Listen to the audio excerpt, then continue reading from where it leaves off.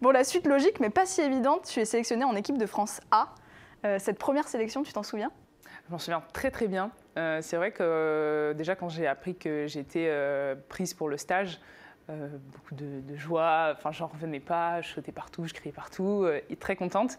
Et c'est vrai que je m'en souviens, on était avec Marine Fotoux et en fait on est arrivé là-bas vraiment dans l'optique de on n'a rien à perdre. Carrément. On y va, on prend tout ce qu'il y a à prendre, on se fait plaisir. Et en fait, ça a fonctionné parce qu'on a été efficace et au bout du compte, on est sélectionné dans les 12. Et c'est vrai que c'était des moments incroyables. Jamais j'aurais pensé à 17 ans intégrer l'équipe de France A. Et voilà, c'était des étoiles dans mes yeux à chaque fois. Justement, comment on s'adapte à ce nouveau collectif alors que tu n'as même pas 18 ans? Comment on fait sa place là-dedans?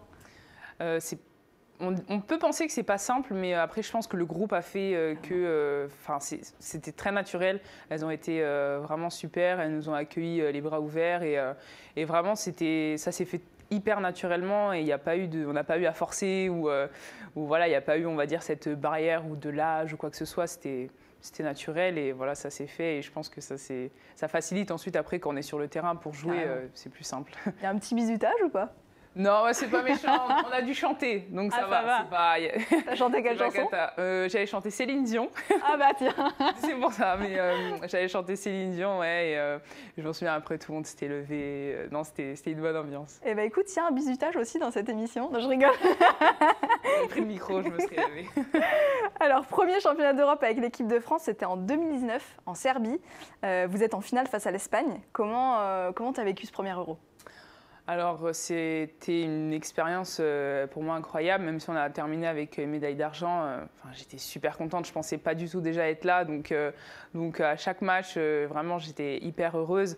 J'ai pas beaucoup joué, mais j'ai énormément appris de l'extérieur, de voir comment ça a fonctionné, comment les joueurs se préparaient pour les matchs, comment l'équipe se préparait, tout plein de petits détails.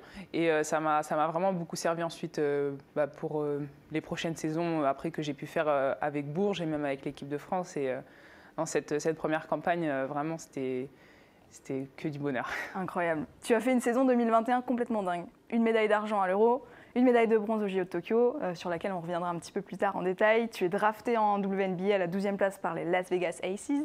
Élue pour la deuxième fois consécutive meilleure jeune joueuse de l'Euroleague. Tu es MVP du coup de la LFB. Quel bilan tu tires un petit peu de cette année 2021 qui était quand même complètement folle en fait, avec des nouvelles de plus en plus folles?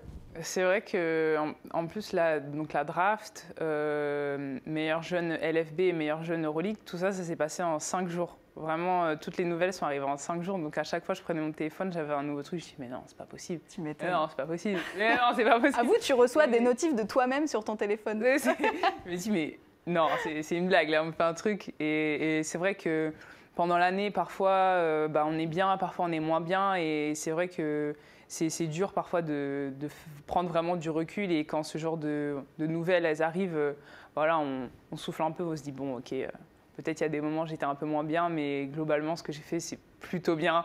Donc ça aide surtout à faire ça. Et non, c'est fou, quoi. Sur le coup, on s'en rend pas compte parce que, voilà, comme les nouvelles, elles s'enchaînent, on est dans la saison et tout va vite. Mais après, quand on prend du recul, on se dit, oui, quand même, bon, c'est bien. Eurocup aussi, une belle victoire. Eurocup, MVP belle aussi. Victoire, ouais.